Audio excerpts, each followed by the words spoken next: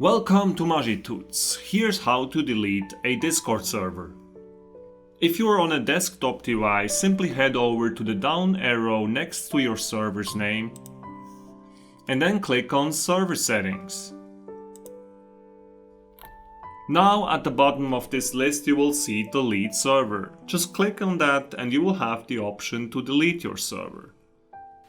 Now, if you are using a mobile phone to delete a server, simply open up Discord, then click on the three dots next to the server's name, scroll down, go to Settings, then click on Overview, scroll down to the bottom, and then select Delete Server.